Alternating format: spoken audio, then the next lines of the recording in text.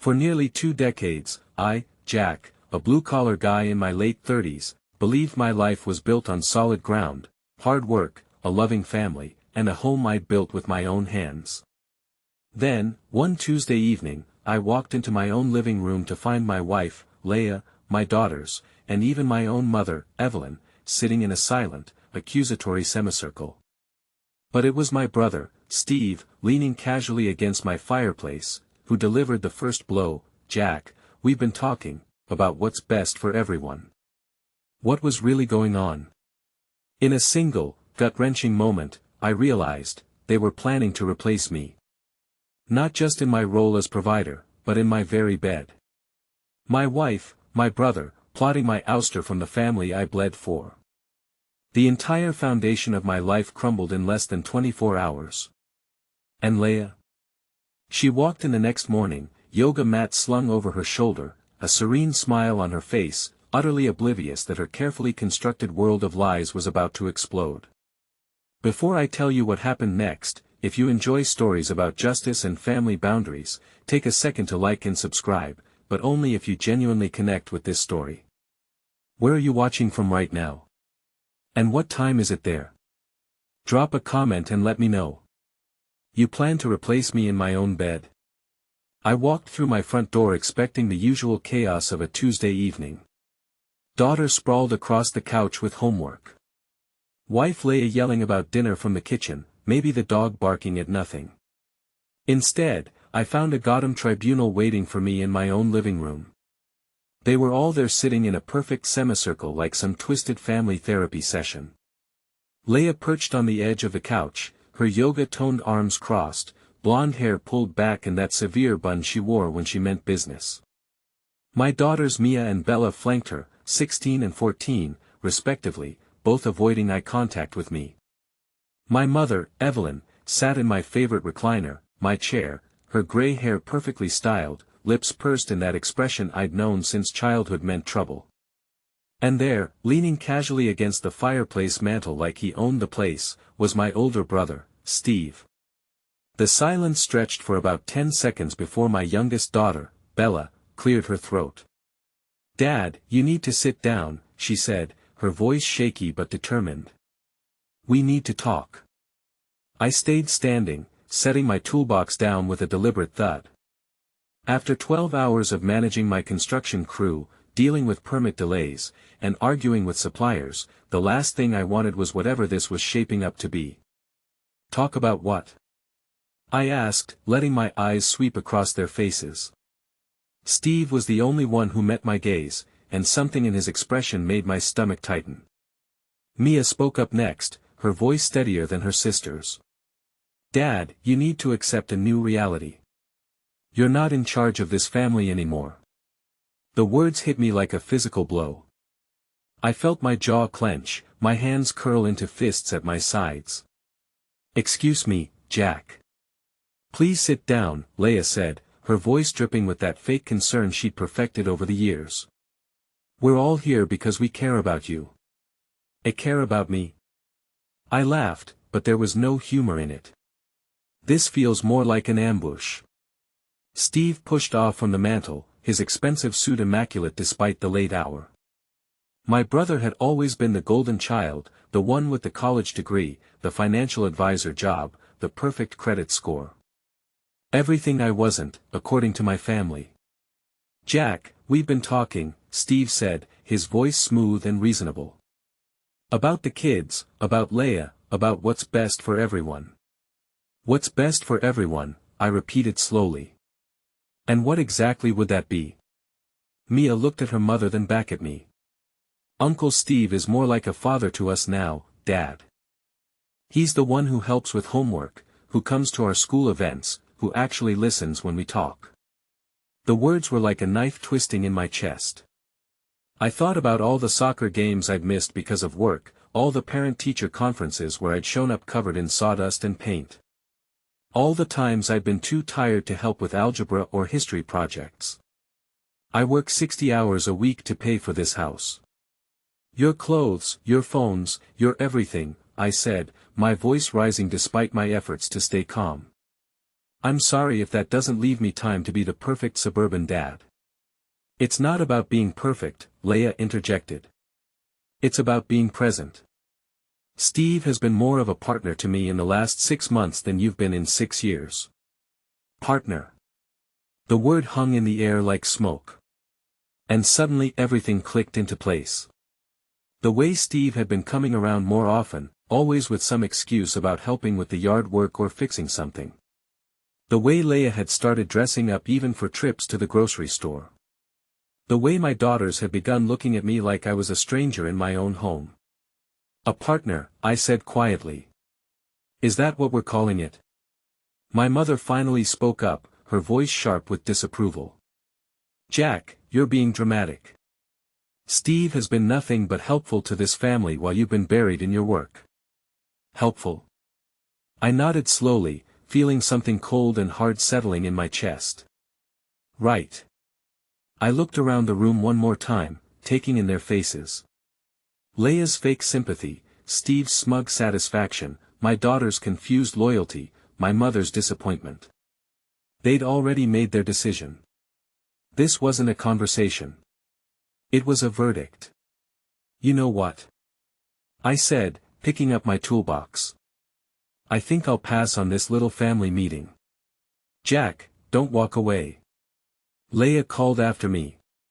We need to work this out like adults. I stopped at the front door and turned back.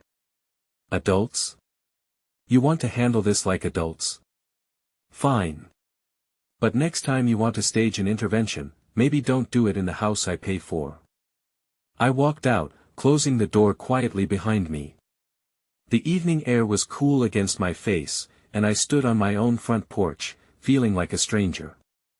Through the window, I could see them already huddling together, probably discussing how unreasonable I was being, how this just proved their point about my inability to communicate. I got in my truck and drove to Pete's house. Pete Morrison had been my best friend since high school. The only person who'd stuck by me through my divorce from my first wife, through starting my construction business, through all the ups and downs of the last 20 years. He took one look at my face when he opened the door and stepped aside to let me in. What happened? He asked, handing me a beer from his fridge. I told him everything from the moment I walked through my front door to the moment I walked out. Pete listened without interrupting, his weathered face growing more serious with each detail. So, they basically told you that Steve's the new man of the house, he said when I finished. Pretty much. And Laya called him her partner. Yep. Pete was quiet for a long moment, peeling the label off his beer bottle. Jack, I've been wondering when you were going to figure it out. I looked at him sharply. Figure what out? Your wife's been having an affair with your brother for months, man. I thought you knew and were just choosing to ignore it. The words hit me like a physical blow, even though some part of me had suspected. Hearing it said out loud made it real in a way that left me breathless. How long have you known?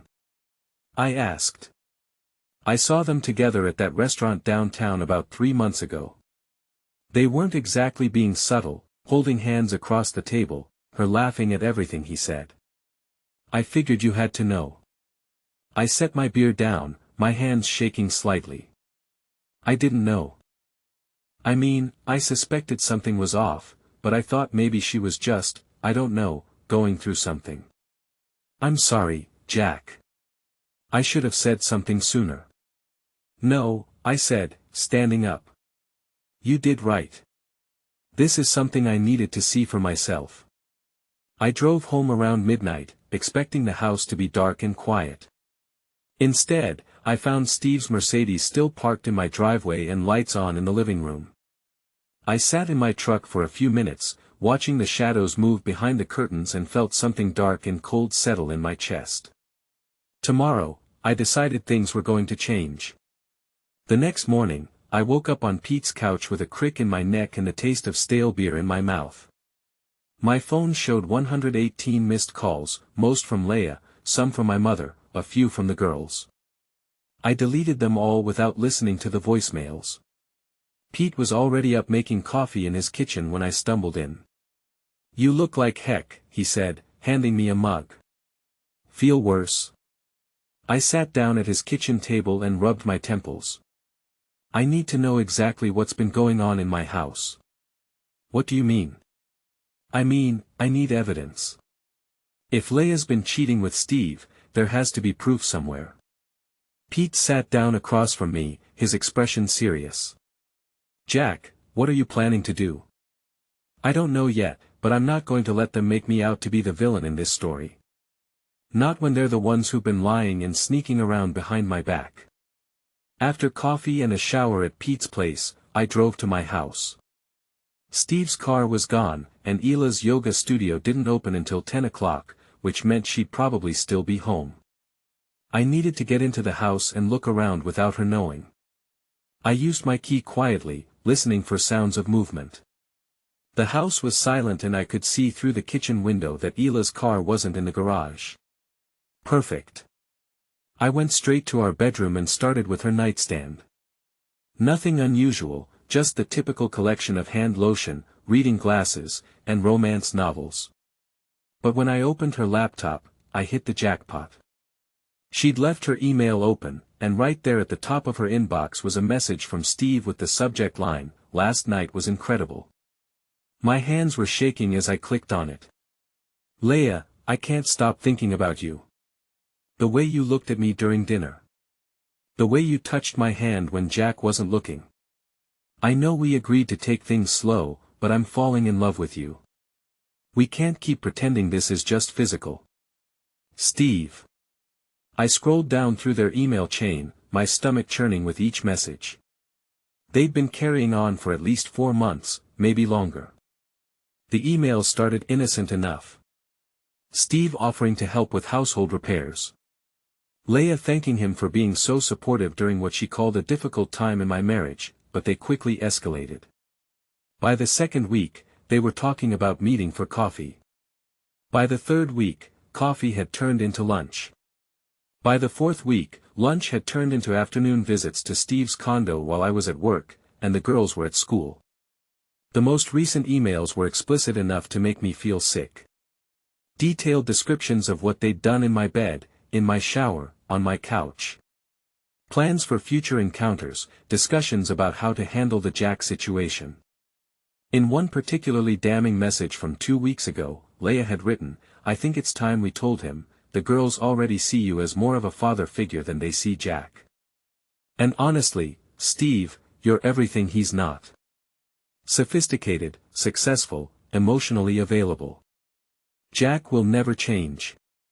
He'll always be that blue-collar guy who thinks working with his hands is enough to keep a family together." Steve's response had been even worse. "You're right, but we need to be strategic about this. Jack has a temper and he's stronger than both of us. We need to make sure the girls and your mother-in-law are on our side first. Once we have them convinced that I'm the better choice for this family, Jack won't have any choice but to accept the situation." I printed out every email, my hands shaking with rage. Then I went through her phone, which she'd left charging on the kitchen counter. More of the same. Text messages, photos, even a few videos that made me want to put my fist through the wall. But it was the photos that really got to me. Pictures of Steve in my house, wearing my apron while cooking dinner for my family. Pictures of him helping Mia with homework at my kitchen table. Pictures of him and Laya together at the girls' school events. Events where I'd been working late, trusting my brother to represent our family. There was even a selfie of Steve and Laya in my bed, both of them without clothes and grinning at the camera. The timestamp showed it had been taken last Tuesday afternoon while I'd been dealing with a crisis at a job site. I forwarded everything to my own email, then deleted the sent messages from her phone. Let her wonder how I'd found out. By the time I heard her car in the driveway, I was sitting at the kitchen table with a cup of coffee and a stack of printed emails waiting. She walked in through the garage door, yoga mat slung over her shoulder, looking relaxed and happy until she saw me.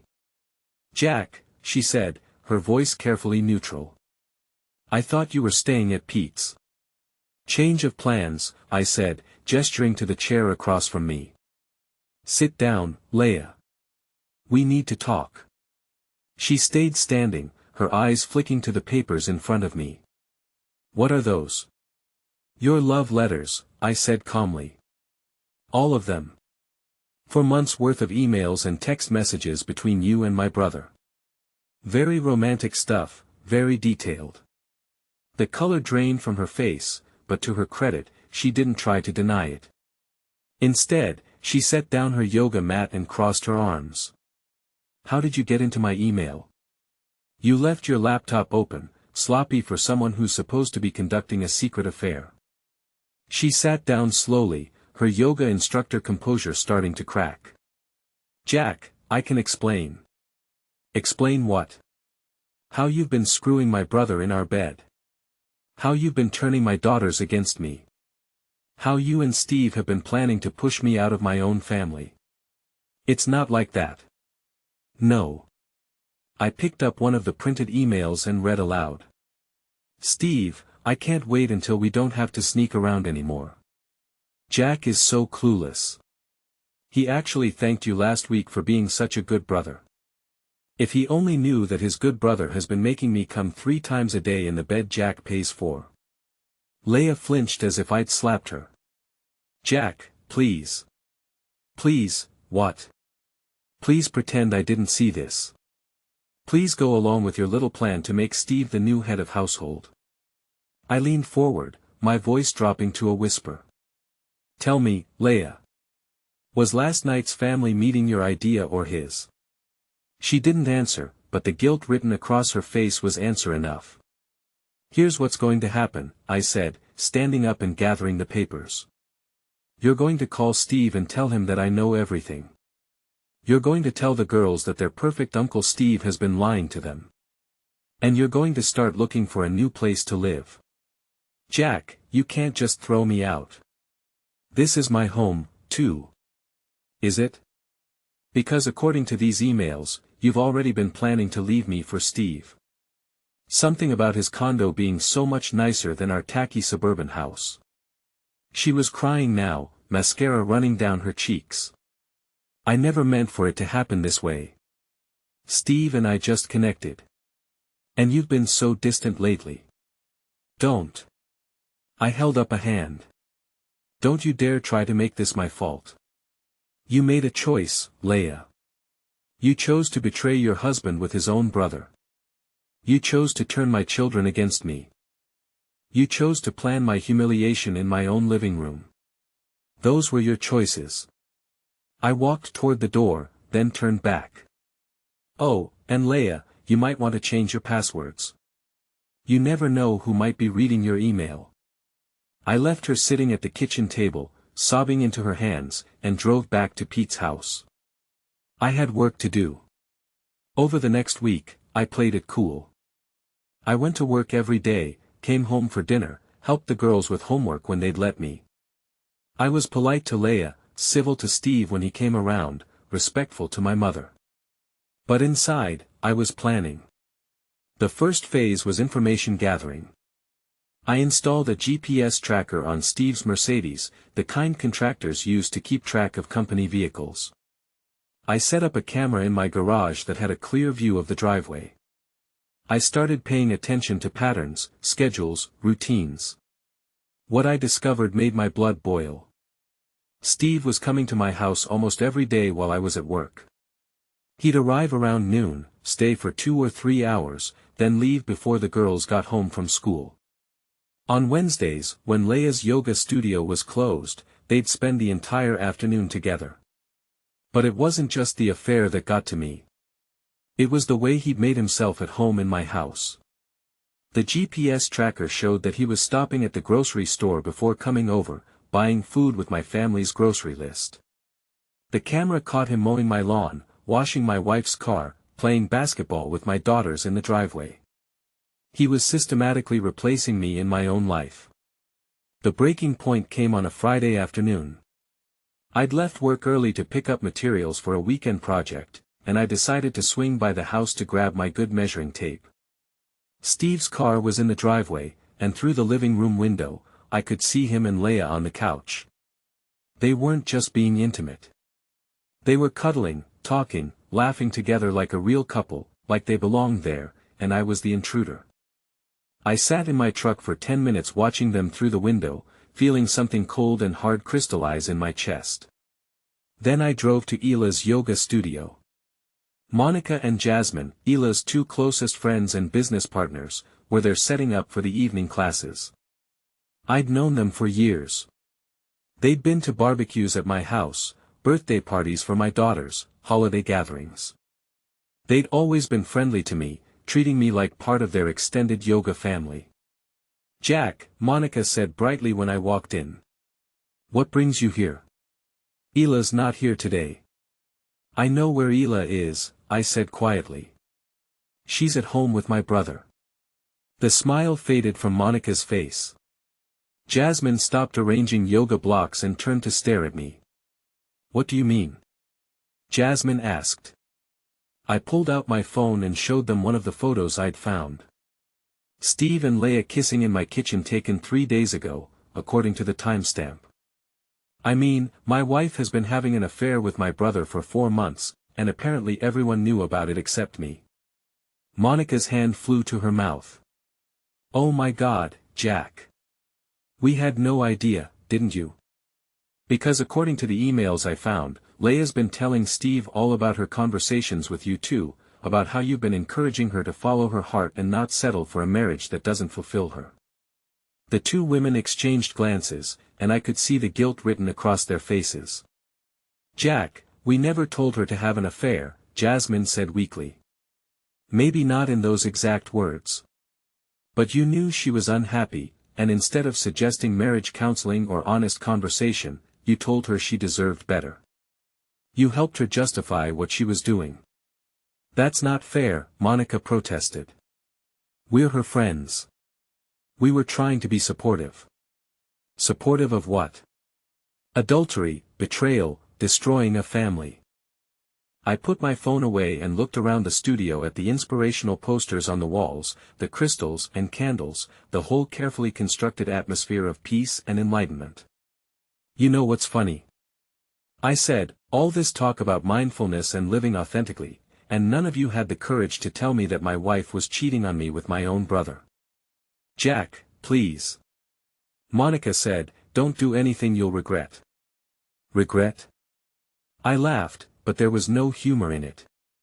"The only thing I regret is trusting people who smiled to my face while helping to destroy my marriage behind my back." I walked toward the door, then turned back. "Oh, and ladies, you might want to find a new business partner, because when this all comes out, and it will come out, nobody in this town is going to want to take yoga classes from someone who helps married women cheat on their husbands." That evening, I got home to find another family meeting in progress. This time Pete was there too, sitting uncomfortably on the edge of the couch while Laya, Steve, my mother, and the girls formed their usual tribunal. "Jack," Laya said as I walked in. "We need to talk about your behavior today." "My behavior?" Monica called me. She said, "You went to the studio and made some very serious accusations."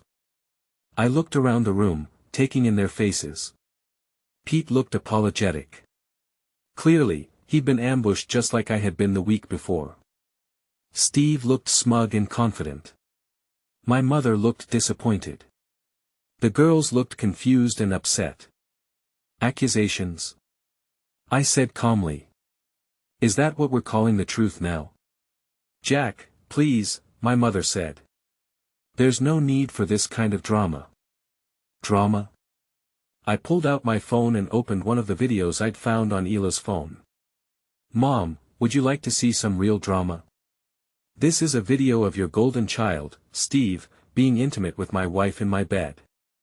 "Jack," Laya shrieked, lunging for my phone. I held it out of her reach. "What's wrong, Laya? Ashamed of your artistic work?" Steve stood up, his face flushed with anger. "That's enough, Jack. You're out of line." "I'm out of line." I laughed. "Steve, you've been screwing my wife for 4 months, turning my kids against me, and planning to take over my family, and I'm the one who's out of line." "Dad, stop," Mia said, tears streaming down her face. "Just stop. Stop what, sweetheart? Stop telling the truth. Stop defending myself. Stop fighting for my own family. This is exactly why we needed to have this intervention, Laya said, her voice shaking. Look at how you're acting, Jack. You're scaring the girls. I'm scaring them. What about Uncle Steve, who's been lying to them for months? What about their mother who's been betraying their father? What about their grandmother who knew about the affair and said nothing? My mother's face went white. Jack, you never what, Mom? Never knew. Pete figured it out in one afternoon. You've been coming to this house twice a week for 4 months, and you never noticed that Steve's car was here an awful lot. You never wondered why Laya was suddenly so happy.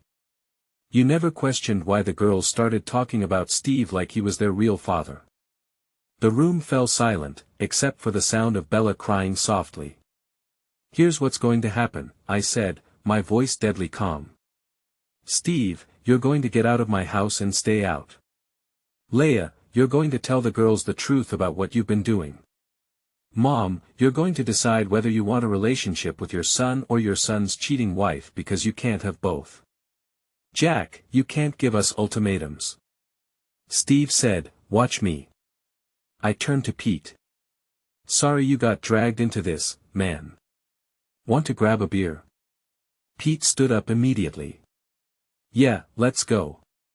As we headed for the door, Laya called after us. Jack, if you walk out that door, don't bother coming back. I stopped and turned around one more time. LLA, I built this house with my own hands. I paid for every stick of furniture, every appliance, every blade of grass in the yard. You want me out? You're going to have to do better than an affair and a family intervention. Pete and I went to the Anchor, the dive bar where most of the local contractors hung out after work. Within an hour, half the town knew that Laya Carter was cheating on her husband with his own brother. By morning, the story would be everywhere. The next 2 weeks were a blur of lawyers, accusations, and small-town gossip. Laya filed for divorce, claiming I was emotionally harmful and mentally unstable. I counterfiled with evidence of adultery and demanded full custody of the girls. Steve tried to play peacemaker, suggesting family counseling and mediation. I told him exactly where he could stick his suggestions. My mother chose sides, the wrong ones. She moved in with Steve temporarily, claiming she was helping the family heal. What she was really doing was providing cover for the affair, giving them a veneer of respectability. The girls were caught in the middle, confused and angry. Mia blamed me for destroying the family. Bella just cried a lot and asked why everyone was so mad all the time. But the real blow came when I found out about the money. I was going through financial records for the divorce proceedings when I noticed some irregularities in our joint accounts. Money missing, transfers I didn't remember authorizing, credit cards I hadn't applied for. It took 3 days of detective work, but I finally figured out what had been happening.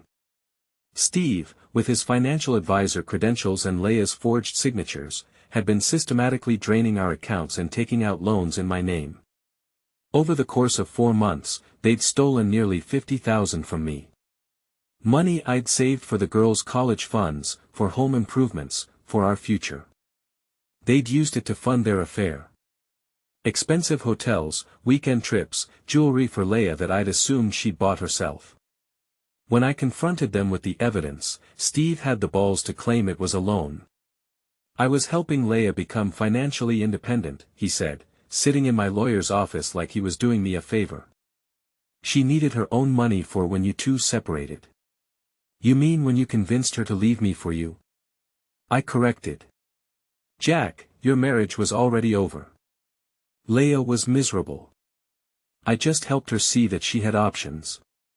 Options that included stealing my money and forging my signature on loan documents. It's not stealing if it's marital property. I looked at my lawyer, Miss Brandt, a sharp-eyed woman in her 50s who specialized in messy divorces. She nodded slightly. We had them dead to rights on the financial fraud. But Steve wasn't done. Besides, Jack, let's be honest about what this is really about. You're angry because Laya chose someone better, someone who can actually provide for her emotionally and financially. Financially, I laughed. Steve, you're a financial advisor who makes $60,000 a year. I own a construction company that cleared $200,000 last year. The only way you can provide for her financially is by stealing from me. I make more than $60,000. No, you don't. I slid a folder across the table. I hired a private investigator to look into your finances. You're broke, Steve. You've got $40,000 in credit card debt. Your condo is 3 months behind on payments. And your car is about to be repossessed. That's why you needed my money, isn't it? You were trying to impress Laya with a lifestyle you couldn't afford. Steve's face went red, then white. Laya stared at him in shock. That's not I mean, I had some temporary cash flow issues, but nothing, I interrupted. You're a fraud, Steve. You've been living beyond your means for years, and when you saw an opportunity to steal from your own brother to fund your affair, you took it. The meeting ended with Steve and Laya storming out, but the damage was done. Within days, the financial fraud evidence was filed with the court and criminal charges were pending. But I wasn't done with them yet. The next phase of my plan required patience and careful timing. I waited until the weekend of the annual Founders' Day festival when the whole town would be gathered in the square for food, music, and community celebration. Steve had volunteered to give a presentation about financial planning for families. Ironic considering his own financial situation and recent criminal charges. He was scheduled to speak at 2 o'clock right after the mayor's welcome address. I made sure to be there early, setting up my own little display at a table near the main stage. I printed out copies of the emails between Steve and Laya, bank records showing the stolen money, and photos of them together in my house. Everything was organized in neat folders with labels like evidence of adultery, financial fraud documentation, and timeline of betrayal. At exactly 2 o'clock, as Steve took the microphone to begin his presentation on building financial trust in your family, I stood up. Before Steve talks about financial trust, I called out loudly. Maybe he should explain why he's been stealing money from his own brother to fund an affair with his brother's wife. The crowd went silent. Steve froze at the microphone, his face draining of color. Jack, please, he said into the microphone. This isn't the time or place. Isn't it? I walked toward the stage, holding up one of the printed emails. This is a public forum about financial trust, and you're a financial advisor who's been committing fraud. Seems like exactly the right time and place to me. I turned to address the crowd, which had grown larger as people realized something dramatic was happening. My name is Jack Carter, I said loudly.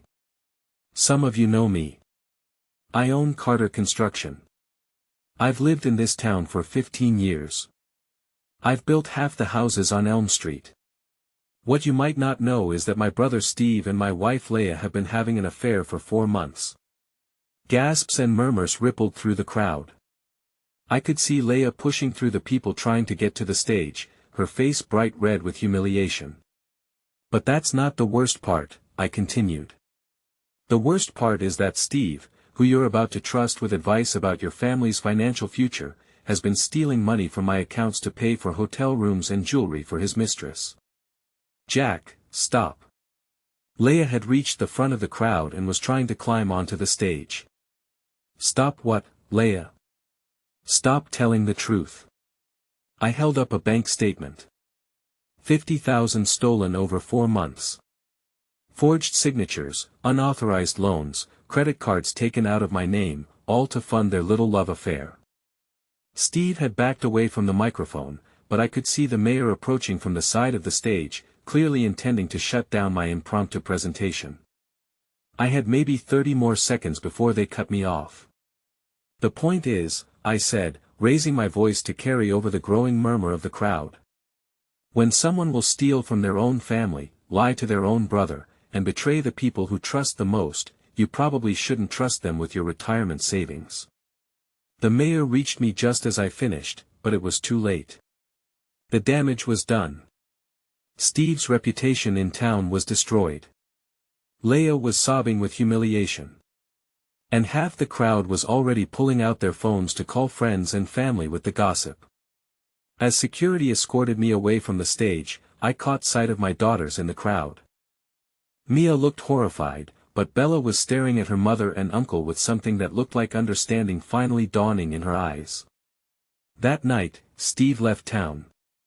He packed up his condo and drove away without telling anyone where he was going. The criminal charges would follow him wherever he went, but at least he was out of my life. Laya lasted another week before she cracked under the pressure of being the town pariah. She moved back to her mother's house in Ohio, leaving the girls with me. My mother came by the house a few days later, looking older and more tired than I'd ever seen her. "I owe you an apology," she said, standing awkwardly in my living room. "Yes, you do. I thought maybe if Steve and Laya were happy together and if the girls were happy, then maybe it would work out for everyone. I didn't realize about the money or how much they'd been manipulating the situation. Mom, they lied to everyone, including you. Steve's been broke for years, and Ila's been planning to leave me since before the affair even started. They used you just like they used me." She nodded, tears in her eyes. "Can you forgive me?"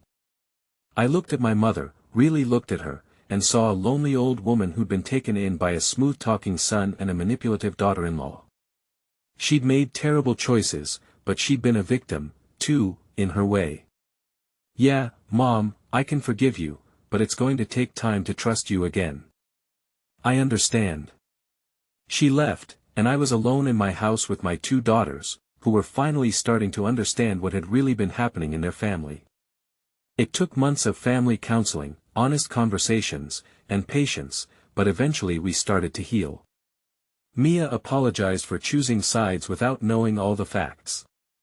Bella stopped crying all the time and started talking to me again about school, friends, and her dreams for the future.